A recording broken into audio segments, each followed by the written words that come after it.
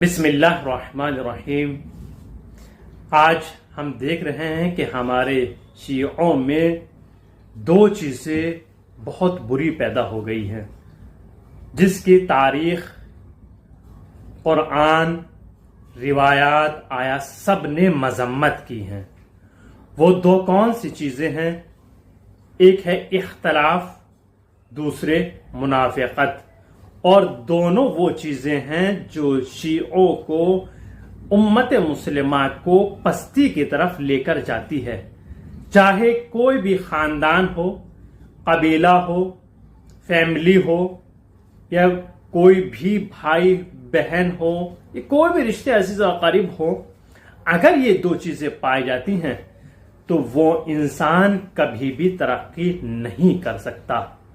चूंकि निफाक, मुनाफिकत, जो इंसान मुनाफिक होगा वो पस्ती की तरफ जाएगा, चूंकि उसकी निगाहें, उसकी नजरें दूसरे के ऊपर जमी हुई है।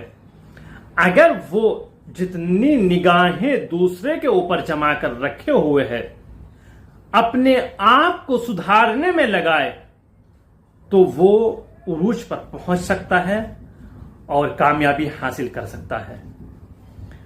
और तारीख आदम से लेकर आज तक जितना नुकसान मुनाफिकीन ने पहुंचाया है इतना दुश्मन इस्लाम ने नहीं पहुंचाया है। इतना नुकसान दुश्मनान इस्लाम ने इस्लाम को नहीं पहुंचाया जितना मुनाफिकीन ने पहुंचाया। साथ रहने वालों ने पहुंचाया, जिसको कहा जाता है हमारी इस्तिलाह में आस्तीन का सांप। साथ रहेंगे और आपकी काट भी करते रहेंगे।